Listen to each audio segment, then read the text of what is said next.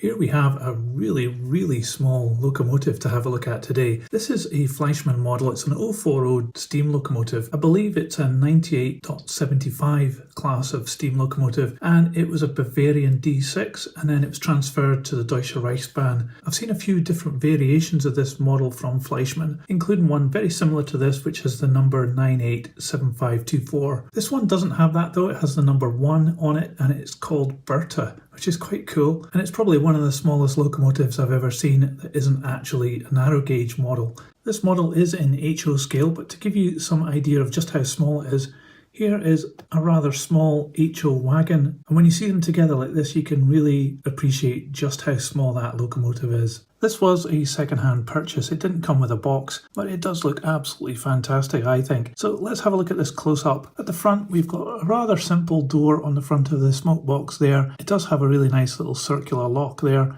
And dominating the front are these lamps, which I believe are illuminated as well. We're going to give it a go in a few moments. And there's additional rivet detail there. And on the buffer beam, it's got these really lovely metal buffers on it. This one has been fitted with knuckle couplers. Normally you see these on American model railways, but we have it here on this locomotive. There's even some checker effect at the front there, just between the lamps, and that extends all the way around. The side of this locomotive doesn't have a lot of detail on the boiler. It does have some rivet detail just here, and a really characterful chimney. This wobbles a little bit because it just is a push fit in here. I guess it's so that they can fit different versions on this. I've seen one with a spark catcher. We have a small dome here and another one here with a little bit of a lever going into the cab. And then these boxes here have some hatches on them, as well as rivet detail on the side, which extends all the way to the cab area. Very clear printing here. You can see the name Berta and the number 1, and you've even got an overhead flash here. So that gives you an indication that this has been used when there's been overhead power. You'll have noticed already that this cab moves a little bit because it actually comes off quite easily. And here with the top of the cab off, you can see some electronics here, including this, which I think is a DCC chip that's been fitted onto there. So that's really quite surprising for something so small. With the cab off, you can see that it does have glazing in there, and this is flush fit. It's got these really characterful oval windows on this, but this cab is a little loose. It probably could benefit from something more than this, just maybe a little bit of glue or something just to hold it down. But anyway, we've also got a little door here, again with rivet detail around it. And then as we come to the back of this little tiny tank engine, we have a door with a very strange lump on it here. I think that might actually be a moulding issue, I'm not quite sure. And again, the characterful lamps here, and hopefully they'll be illuminated as well, and these wonderful buffers again. Very simple running gear on this one. We've got the small pistons at the front here, very delicate valve gear here which is made out of metal. We have some brake gear in line with the wheels, and it has some underframe as well. And there's a few other bits and pieces of detail underneath there as well in that red. You can also see that it has spring detail under here as well. So it really has a lot of detail in such a small model. Underneath, this one is very clean. It's got quite a simple setup. I think the drive just comes to the back axle here. It's got the typical Fleischmann little stud and a very simple arrangement of screws here in order to take this apart, which I think we will do in a few moments. So let's put this on the test track first of all and see if it runs. So here we are on the normal test track, just some old Hornby track, and I'm using my H&M to power this, so it's going to be 12 volt DC. Let's give it some power, see what happens.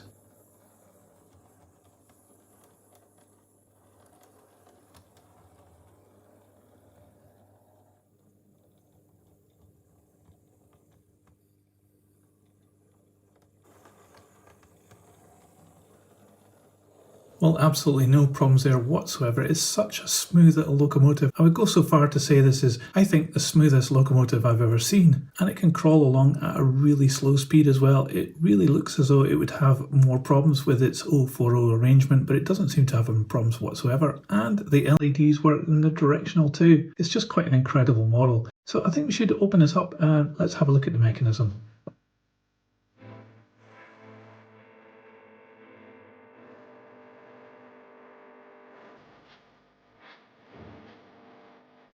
So I don't particularly want to take it any further apart than this because the wires are not allowing me to, and I don't want to have to solder things back onto this model afterwards. But what we've got is a really tiny motor here attached to a circuit board. It is in fact digital as well as analog. And here we have some really tiny LEDs which are powering the lights at the front, and we have some at the back as well, which are here on the circuit board. And we do have power here into the back wheel only. It's just a plastic gear there, but it works really well and it's very smooth, and it has another circuit board here. It's quite incredible they've managed to pack all this into such a small model. I'm really quite impressed. So let me get this back together and then we can find out how much it weighs. Incidentally, both these two parts here are made of metal, so that's quite impressive. So this has proven difficult to get back on, so I'm cheating a little bit because I just put a tiny bit of glue on these just to hold it onto this bottom part.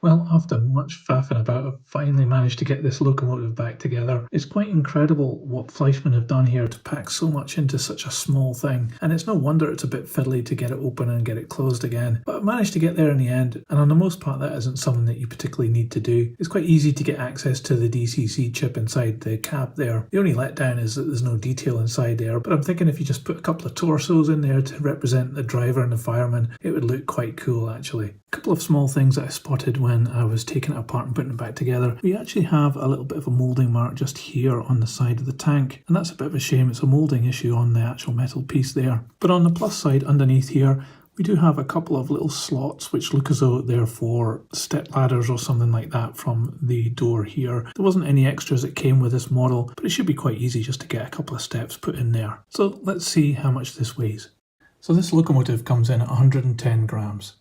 So this tiny Class 98 steam locomotive from Fleischmann is actually been really surprising. What a little gem this model is. It's got so much detail on it and it's just so small. It runs absolutely perfectly too, so the mechanics are really good. And it's digital as well as analog. It just doesn't get any better than this, I think. There's so much things to enjoy on this model. For example, the buffers are really fine. It's got LED lights at the front and the rear and the directional. It's got really good flush fit glazing in the cab. The printing on it is perfect as well, and it's got a fantastic level of detail too. Some very minor downsides to this. A couple of blemishes on the moulding, which are both on the metal part. That's a bit of a shame that those have happened. And the cab is very loose at the back. Maybe some glue would help that. The fact that there's no interior detail is probably asking a little bit much of this tiny locomotive, but like I said, you could probably hide that just with a couple of figures that have been maybe cut off at the waist. So should you consider buying this locomotive? I think it's an absolute yes from me. It's ideally suited for smaller layouts where it'll have no problem getting around tighter curves. It's such an incredibly useful locomotive in that respect,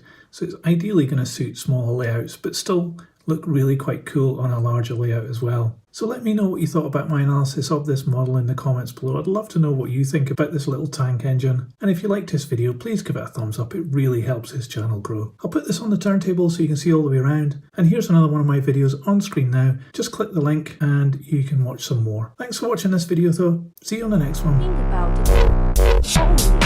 it.